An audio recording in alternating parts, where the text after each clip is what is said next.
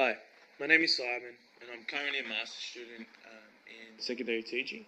My faculty is in the Edfd department. As a teacher who has had practical experience in the schooling environment, I'm constantly looking at ways to grow and challenge myself to become the most unique teacher I can be and be different and be one that can stand out. This assessment has allowed me to reflect on key texts relating to social class and inequality, cultural difference and identity, and gender-specific issues relating to school environments. These issues have allowed me to think outside the box as a teacher and identify how these issues are relevant in my teaching experiences. As a future teacher, I believe it is important to promote social and emotional well-being by providing all students with a classroom environment that supports differences, ideas, resilience, and inclusion. With the experiences I've gained thus far as a teacher, it is important to take into consideration in schools across Australia, individuals have come from a variety of different backgrounds, cultures, and traditions to add to the cultural diversity of the Australian culture. Due to the diversity that is constantly growing and developing, I have personally had to apply a variety of effective pedagogical teaching behavioural strategies that enable to benefit all students to allow for student engagement, inclusion, and participation. The key text in Chapter 6 by Anthony Welch highlights Australia being a very multicultural country, with approximately 24% of people living in Australia are born overseas, which also includes 200 languages spoken in the country. Having read through the text, a number of issues were brought to my attention. The issue of, has our education system always responded well to the diversity of migration in Australia? Creating a concept map enabled me to broaden my understanding of the chapter and highlight the variety of different cultures that are and were affected by differences of cultural diversity. Great activity. In 2002, Australia welcomed their 6 millionth immigrant into the country. My father, who was born in Thailand, had to battle numerous obstacles and barriers years ago to be able to call Australia home. Having heard stories of my father's upbringing in Australia and trying to adapt to the Australian lifestyle, it was interesting but also hard to believe. My father was constantly trying to assimilate to the daily schooling life, but was hard to fit in due to the language barrier and the support provided. There would be days my father wouldn't go to school because he thought he didn't belong and wasn't accepted because he was from a foreign country. The only time my father did feel he was accepted in the schooling environment was when he tried to adapt the Anglican culture and lifestyle. My father was only able to complete his Year 10 certificate at the time, and my father always wanted to find a way to continue his studies but found it a struggle with the lack of support and guidance provided by the education system. To this day, my father has worked hard and is proud to call Australia home. My father is able to reflect now and highlight the education system has come a long way since his schooling days. And I, as the current master's student completing my master's studies, should take every opportunity to constantly grow and develop as a teacher. Looking forward to 2018, the reading of Chapter 6 by Anthony Welch and the personal stories of my father's experiences growing up in Australia from a foreign country allows me to have a connection with possible students I might face in the classroom when given the opportunity in the future. Hearing stories of my father's struggles to feel a sense of belonging in the classroom will allow me to be prepared to apply a variety of teaching strategies in the classroom to minimize these from becoming a reoccurring impact on foreign students' educational goals. With the help of many policies being introduced, it has been able to allow many cultures in Australia to feel accepted, fit in and welcomed into society, and also the education system. This has seen an increase in international students deciding to study their higher education in Australian institutes. Also, changes in the last decade, mainly through national policy reforms agreed by federal and state governments, have introduced many different resources available, including the Australian curriculum, NAPLAN testing, national reporting on schools, example the My School website, professional teaching standards, and intensive English centres have been introduced to allow for immigrants to support and for guidance and allow for networking. These changes allow for all students in Australia to gain the best education possible. Teachers are provided with resources and training that will allow them to apply teaching strategies which will benefit all students in the classroom. There are many strategies that can be implemented in school cultures and also in the classroom environment. Things such as eliminate ignorance and promote acceptance. And I think this is also a very important one, implementing a student-centered approach to learning in the classroom. I think creating a student-centered approach to learning will enable students to develop their learning from dependent to independent learners. Cooperative learning is a great tool and a great strategy that should be implemented in the classroom for not only specific students but for all. It allows the idea for inclusive learning and lets students work together in groups. Moving on now to a new topic. Australia is one of the wealthiest and most developed countries in the world, but that doesn't mean that disadvantage doesn't exist. I've been brought up in Australia for 26 years. I was personally surprised after reading the key text of Chapter 5, Social Class and Inequality, by Arathi and Helen. This chapter was a massive eye-opener to the segregation between low socioeconomic status and high socioeconomic status in schooling. With Australia being seen as a lucky country, you would think the gap would be smaller than what it seems to be. Looking back on my practical experiences, I am now able to put into context how social class and inequality plays a role in education and how they are relevant to me as a teacher. Chapter 5 in the key text was able to highlight inequality as a lack of equality. So it could also be explained as an individual who has more access or fewer things in society than others.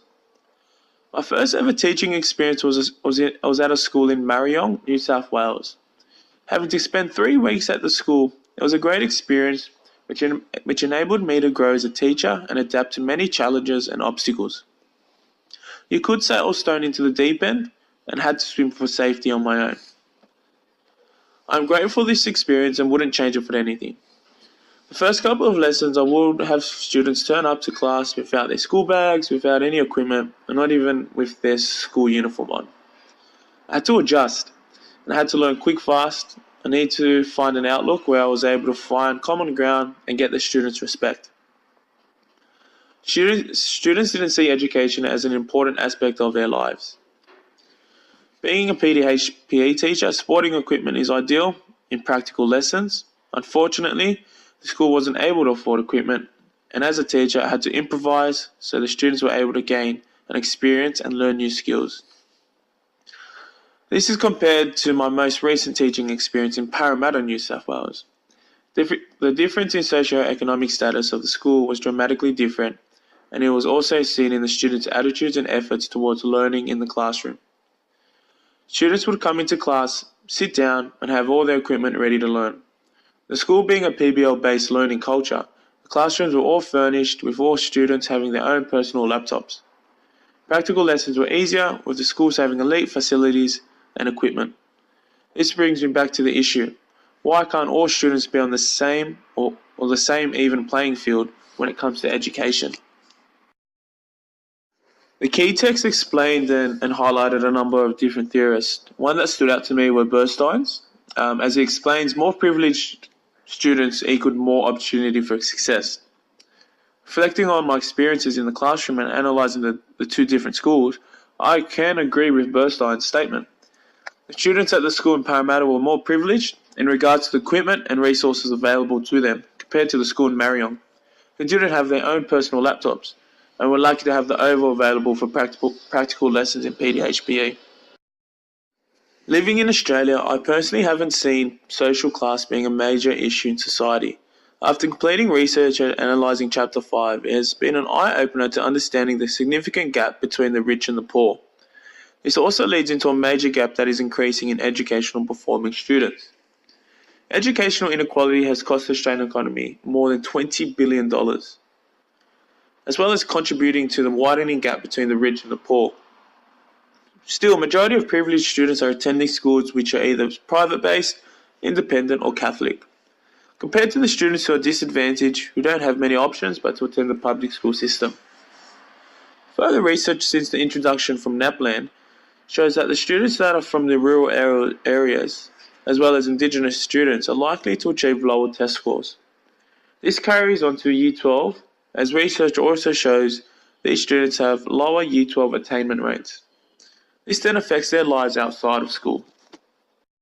The issue of having an even playing field needs strategies in place which allows all students to have the best possible learning environment that is seen to be fair and equal. Strategies could include educating all teachers. I also think creating equal opportunities for all and productive pedagogy to allow all the best possible learning experiences. All teachers need to be in the same boat and be able to want to have the same goal. There have been strategies put in place that allows teachers to be provided with training and resources so that they are able to be up to date of teaching and learning strategies for all students. As a teacher, I want all my classes to feel that they are being treated fairly and are provided with opportunity to achieve their learning goals. Finally, the last chapter of the key text which I was able to analyse and pay close attention to is Margaret Vickers' Chapter 8 regarding gender issues, which I found to be most complicated. The chapter is able to highlight and describe gender as a socially constructed category that defines what it means to be a man or a woman within a particular community at a particular time. With this being my final semester of studying my master's degree, and then hopefully going into the workforce and being a fully fledged teacher, this topic has been able to broaden my understanding around how genders play a vital role in the workforce. The major concern and issue rose from reading the key text was, does gender play a role in opening opportunities and pathways for some, but create inequalities for others? This topic ended up being very relevant to me. After reading the text, I didn't realise that male teachers were underrated as teachers and female teachers were underrated as head teachers. There has been a decline in male teachers over the years. There could be many factors in relation to the decline, some being a stigma and others being pressure. Having worked in primary schools in a previous job running sporting programs, I'm able to now look back and see that I was only 2 out of 20 odd teachers that were male in the school. The text is also able to highlight the majority of principals in schools are male, which make up 68% and 31% being female. This could be due to the fact that males are perceived to be better leaders. While teacher genders have little effect on student achievements in the classroom, I believe it is important to have both male and female teachers in the education system, as it allows for students to be able to relate to their teacher and have a sense of self-comfort. Creating diversity in the school community allows for learning and the environment to be positive. Both men and women are capable of being excellent teachers, and we want both in our schools.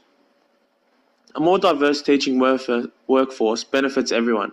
It benefits students, parents, and teachers. A stat that popped up whilst reading was 50% of school children are bullied in their school lives.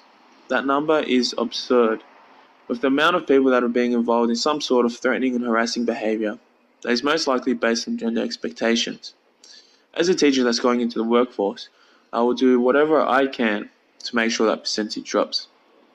Males are most likely to be victims of bullying due to the fact they might be seen or act feminine in some way.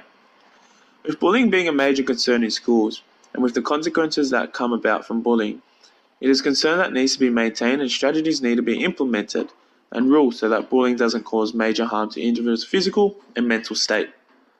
Personally, being in the classroom, I've been faced with issues regarding bullying, and I've placed behavioural management techniques so that these bullying issues do not become major issues.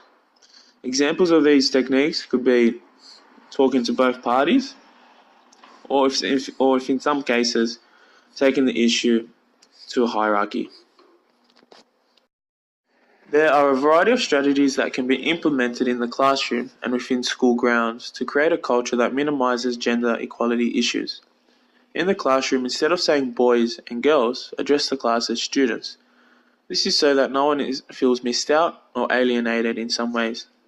A positive strategy to promote teamwork and class cooperative learning is creating a seating arrangement with students with mixed genders so that they are able to share ideas, opinions and work cooperatively. And lastly, de-gendering, seeing and making everyone feel equal no matter the situation or opportunity. Overall, the issues of social class and inequality, cultural difference and identity, and gender-specific issues relating to the school environment have been able to be an eye-opener for me as a new teacher. The knowledge and understanding will allow me to be the best teacher